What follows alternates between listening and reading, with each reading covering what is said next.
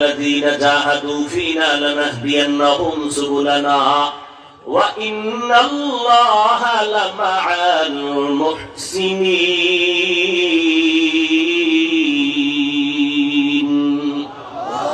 আল্লাহর মারিফত অর্জন করার জন্য তিনটা ক্লাস করতে হবে, তিনটা গুণ নিয়ে। এক নাম্বার গুণের নাম আদব। আদব ওয়ালা জিন্দেগির বড় দাম। গজনবীর বাদশাহ বুজুর্গ সুলতান মাহমুদ এত বড় ওলি কামেল, আবার রাষ্ট্র পরিচালনা করেন, আবার তাহাজ্জুদের মুসাল্লায় মালিকের সাথে হাজিরায় দাঁড়ায় গেছেন। এরে নবীর উম্মতের দল, আল্লাহ তাআলার প্রিয় বান্দা হতে হলে আদব ওয়ালা জিন্দেগির সামনে আগাতে হবে। এরে নবীর আশিক, আপনাদের একজন কর্মচারী কাজ করে সরকারি বেসরকারি কোম্পানিতে, 8 ঘন্টা ডিউটি, বেতন 20,000 টাকা। এই 20,000 টাকায় 8 ঘন্টা ডিউটি করা কোন কর্মচারীর জন্য বাহাদুরি নয়। কিন্তু একটা গরিবের সন্তান 8 ঘন্টা ডিউটির পরে আরো ওভার টাইম করে, 2-3 ঘন্টা করে সময় দেয়। করতে করতে একদিন মালিকের একটা আলাদা নজর পড়ে গেল। মালিক ডাক দিয়ে কয়, বাবা দাঁড়াও, তুমি বাড়ি কই অমুক জায়গায়, এত কষ্ট করো কেন? তোমার ডিউটি কয় ঘন্টা? কয় 8 ঘন্টা। বেতন কত? কয় 20,000। তুমি আলাদা কেন দেও? আমার 20,000 টাকায় পোষায় না, আমি ভাড়া ঘরে থাকি, আমার সন্তান নিয়ে খানা খাইয়াম, নিশ্চিন্তায় থাকা যায় না, এই জন্য কষ্টকে উপেক্ষা করে আমি ওভার ডিউটি করি। এইভাবে 1 দিন 2 দিন 3 দিন, হঠাৎ করে মালিকের মহব্বতের পার্সেন্ট বেড়ে গেল।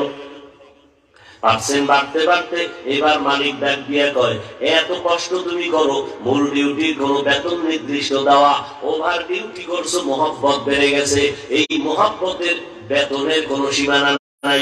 মূল ডিউটির বেতনের সীমানা 20,000, মহব্বতের ওভার ডিউটি করলে হয় মহব্বত, মহব্বতের বেতন কত?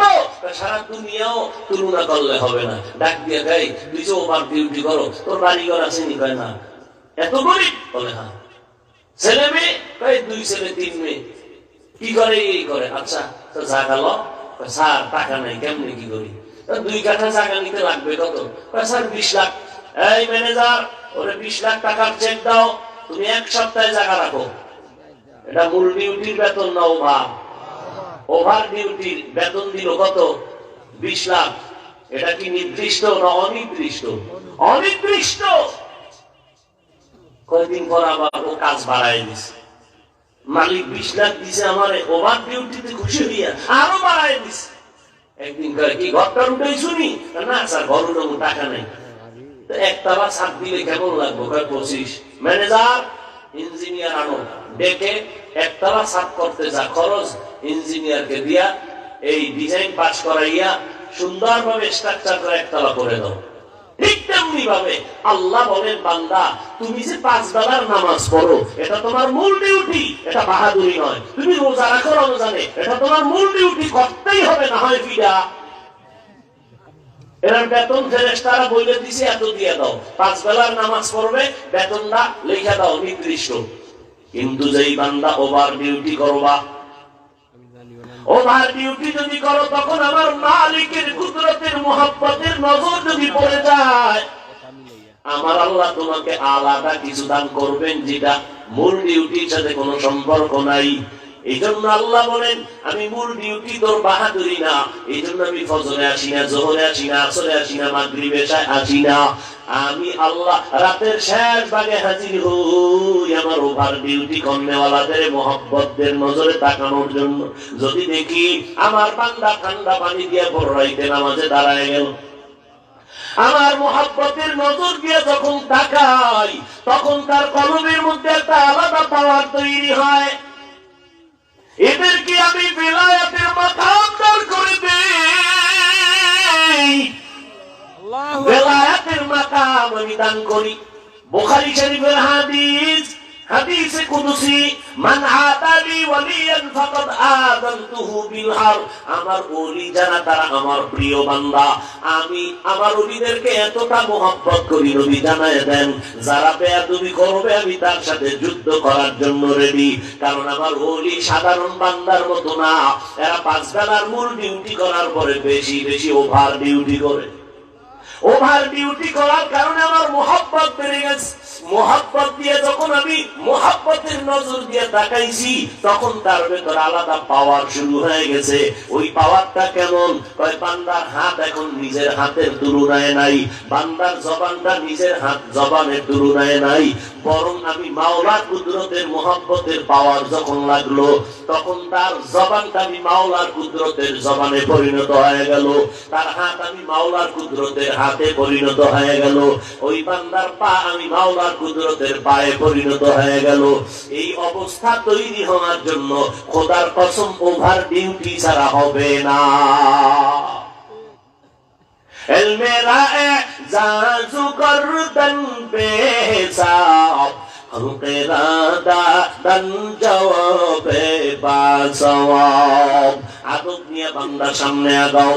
সুলতান মাহমুদ গজনবী রাহমাতুল্লাহি আলাইহি একদিকে রাষ্ট্র পরিচালনা করেন, আবার দিনের সমস্ত কাজের পরে মাওলার কাছে একটা হাজিরা দেয় ভোর রাত্রে। আল্লাহ ভোর রাত্রে প্রথম আসমানে নজর দেন। কোন সময় ভাইজান? ভোর রাত্রে। সারাদিন ছাত্ররা ক্লাস করে, একটা হাজিরা আছে না নাই? সরকারি চাকরির হাজিরা আছে না নাই? ও বান্দা, তুমি মূল ডিউটি ঠিক মতো করছো নি?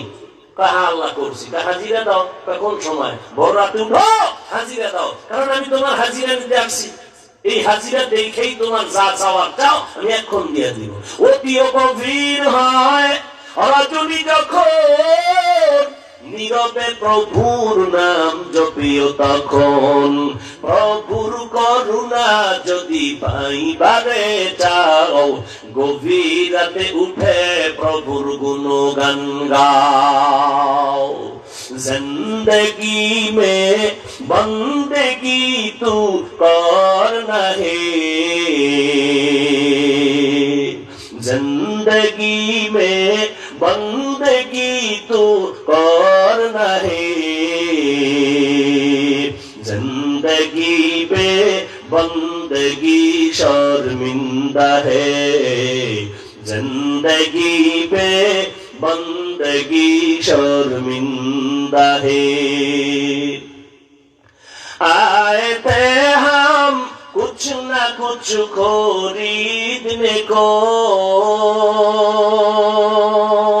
जैसे हो रोशन मेरे कल्बो रूहो। आए थे हम कुछ न कुछ खरीदने को, जैसे हो रोशन मेरे कल्बो रूहो। वरना कोई चारा दूजा में नहीं, वरना कोई चारा दूजा में नहीं। जिंदगी में बंदगी तू करना है, जिंदगी में बंदगी तू करना है, जिंदगी में बंदगी शर्मिंदा है, जिंदगी पे बंदगी शर्मिंदा है। दुनिया में हो दुनिया का ताल्लुकार ना हो, बाजार से गुजर हो खरीदार ना हो। दुनिया में हो दुनिया का ताल्लुकार ना हो, बाजार से गुजर हो खरीदार ना हो। ये दुनिया एक मिसल कागज फूल है, ये दुनिया एक मिसल कागज फूल है। जिंदगी में बंदगी तू करना है, जिंदगी में बंदगी तू करना है, जिंदगी पे बंदगी शर्मिंदा है, जिंदगी पे बंदगी शर्मिंदा है।